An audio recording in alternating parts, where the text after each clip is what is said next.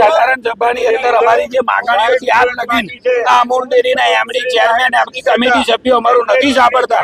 કોઈ ને કોઈ રીતે પશુપાલકોને હેરાન કરી રહ્યા છીએ. આવનારા દિવસોની અંદર અમૂલની ચૂંટણી આવી રહી છે ત્યારે આ લોકો અમારી અવરકની મંડળીઓને કરી દીધું એટલે એમની સામે કોઈ ઉમેદવારી ના કરી શકીએ.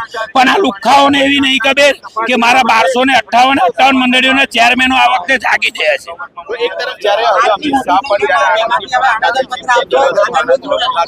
આગળની રજૂઆત અમારી જે માંગણીઓ છે એની રજૂઆત કરીશું. આવનારા દિવસોની અંદર અમે તમે 12 બ્લોકની અંદર અમે આગેવાનો જઈ લોકોને જાગૃતિ લાવીશું અને પશુપાલકોના હિતની વાત કરીશું. ભ્રષ્ટાચારની વાત કરીએ તો જો વીઘાના ભાવે જમીનો મળે છે તો એમડી ચેરમેન અને પપ્પુ પાઠક ગુંઠાના ભાવે જમીનો કરી દે છે. નડિયાદની અંદર બુલેટ ટ્રેન ફરે છે એ ગરબન જમીન આવી ખોટી રીતે ખરીદી કરેલી તરફથી એક આવેદન આપવામાં આવ્યું છે જે એમને માનનીય કલેક્ટર શ્રી આણંદને લખ્યો છે અને એમને એક કોપી રવાના કરી છે આણંદ જિલ્લા રજિસ્ટ્રાર શ્રીને અને મેનેજિંગ ડાયરેક્ટર તરીકે એક કોપી મને હમણાં આપેલી છે. તો એના અંદર જે એમને લખ્યું છે તેના અનુસંધાનમાં જે બી એમને મુદ્દા લખ્યા છે એના પર ચોક્કસપણે ચર્ચા કરીશું અને જે બી હશે એ કેમ કે એમને કલેક્ટરશ્રીને લખેલું છે એટલે એનું આગળની કાર્યવાહી કેવી રીતે કરવી એ અમે ચર્ચા કરીને આગળની કાર્યવાહી કરીશું. ભ્રષ્ટાચારના આક્ષેપ થયા છે, જમીનો ખરીદીમાં ભ્રષ્ટાચાર, અન્ય ભ્રષ્ટાચાર, આ બાબતે શું કહેશો? જો કહેવામાં સિમ્પલ વસ્તુ છે, કોઈ બી કામ થતું હોય અમૂલ ડેરીમાં તો વિધાઉટ બોર્ડ એપ્રુવલ ના થાય અને બોર્ડના અંદર તમામની પરવાનગી હોય, સર્વસંમતિથી મંજૂર થયું હોય એ જ કામ કરાય અને એ નીતિ નિયમ અંદર જ હેતુ થતું હોય. એટલે એ ચોક્કસપણે સિસ્ટમના અંદર રહીને જ અમૂલમાં જેટલા બી કામો સહકારિતા જે ગુજરાત કોઓપરેટિવ એક્ટ છે એક્ટના અનુસંધાનમાં જે રાઇટ્સ છે એના અનુસંધાનમાં થતું હોય છે.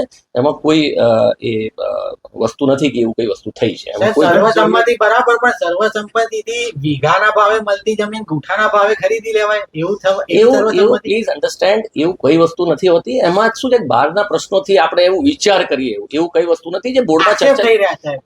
આક્ષેપ તો આમાં કેવું છે, આક્ષેપ તો કોઈના ઉપર બી થઈ શકતું હોય પણ એ જે છે જયારે કાગળ લખ્યો છે એના પર ચોક્કસપણે તપાસે જોઈ શકાય. એમાં કોઈ પ્રશ્ન નથી, કોઈ પ્રોબ્લેમ નથી. ચોક્કસ મંડળીઓના ક વર્ગમાં મૂકવાનું ષડયંત્ર થઈ રહ્યું છે તેવા આક્ષેપો થઈ રહ્યા છે. એ જો એક વસ્તુ સમજવાનું કે એનું ઓડિટ જિલ્લા રજિસ્ટ્રાર દ્વારા કરવામાં આવે છે, એના અમૂલ ડેરી દ્વારા કરવામાં આવતું નથી. એટલે જે બી પ્રશ્ન છે એ આપણે એમને કલેક્ટર સાહેબને જે લખ્યું છે એના અનુસંધાનમાં જે આગળની કાર્યવાહી છે પ્રમાણે થશે. ઓડિટમાં ગેરરીતિ થઈ છે કે કમમાં મૂકી દેવામાં આવે છે, સક્ષમ ઉમેદવારો છે લડી ના શકે પણ વોટ આપી શકે. શું કહેવું? મેં તમને કીધું કે એ અમારા ત્યાંથી નથી થતું. એ અમારું જે સુપરવિઝન થાય છે ફક્ત અંદર મંડળીઓનું બેસિક જે ઓપરેશન્સ બરાબર ચાલે છે કે નથી, પણ આ બધું જે એની યાદી બને છે ડની એ બધી જે યાદી ત્યાંથી આવે છે એ સરકારના નીતિ નિયમ હેઠળ થાય છે. એમાં કોઈ એ જે ઓડિટ કરે છે એમના પ્રમાણે થાય છે. ઘી ચોરીની ઘટના પર પશુપાલકો બોલી રહ્યા છે તો એ બાબતે એમાં ઘીના અંદર એક પ્રકરણ બન્યો તો ચોક્કસપણે અમે બોર્ડમાં ચર્ચા કરી અને કેમેરામાંથી અમે જ પકડ્યું છે. એવું કોઈ બહારથી નથી પકડ્યું. અમારી સિસ્ટમ એટલા અલર્ટ છે ડિજિટલ. એ જે બી પ્રશ્ન હતો એનો અમે એમ નિકાલકરણ કર્યો હતો બોર્ડમાં. પણ એક વસ્તુ તમે સમજો કે એ અમારું ઇન્ટરનલ મેટર છે. અમે ચોક્કસપણે એના પર ચોરી અમે પકડી છે સિસ્ટમમાં જઈને અંદર. મારી વાત અરે ભાઈ હજુ તો કોઈ બી વસ્તુનો પ્રોબ્લેમ મળ્યો કેમેરાથી અમે જ પકડી સિસ્ટમના અંદર. અને સિસ્ટમ જો એક વસ્તુ સમજો, ચોરી તો પકડી સિસ્ટમના અંદર જઈને કેમેરાના અંદર અમારે 24 કલાક કંટ્રોલ રૂમ ચાલે છે, આપ જોઈ શકો છો. અને એ કંટ્રોલ રૂમના અંદર સસ્પિશિયસ એક્ટિવિટી જ પકડીએ છીએ અમે એના અંદર. નહીં બિલકુલ બી એવું કઈ નથી. અને પકડાઈ જ ગયું છે એના અંદર ટ્રાય કરતા ખાલી કોઈ વસ્તુ નથી. તમે જ કહો છો કે ચોરી થઈ છે. અરે ચોરી થઈ નથી બતાવતા. અરે 10 કિલો ઘી એમને લેવાની કોશિશ કરી હતી, એ અમે કેમેરામાં પકડી લીધું છે. અને એમાં કોઈ નથી. બોર્ડે એના પર અમે બોર્ડે સ્ટ્રિક્ટ એક્શન લેવાનું કીધું છે. ઓલરેડી એક્શન લેવાઈ ગયા છે અને બીજું અંદર ઊંડાણે તપાસ ચાલુ છે. નહીં બિલકુલ નહીં, ખોટી વાત છે, તદ્દન ખોટી વાત છે. એમાં કોઈ પ્રશ્ન નથી, બિલકુલ બી નથી. બિલકુલ નહીં થતું. તો જ આજે વિશ્વના અંદર હાઈએસ્ટ પ્રાઇસ અગર કોઈ સંસ્થા આપતી, વિશ્વમાં કહું છું, વિશ્વમાં હાઈએસ્ટ પ્રાઇસ આપતી સંસ્થા અમૂલ ડેરી છે. ડિજિટલ ટેકનોલોજીમાં અમૂલ ડેરી છે. સોર્ટેડ સેક્સ સિમેન્ટમાં અમૂલ ડેરી છે. એમ્બ્રિયો ટ્રાન્સપ્લાન્ટમાં અમૂલ ડેરી છે. ડિજિટલ બેલ્ટમાં અમૂલ ડેરી છે. હોમિયોપેથી મેડિસિનમાં અમૂલ ડેરી છે, TMR ના અંદર અમૂલ ડેરી છે.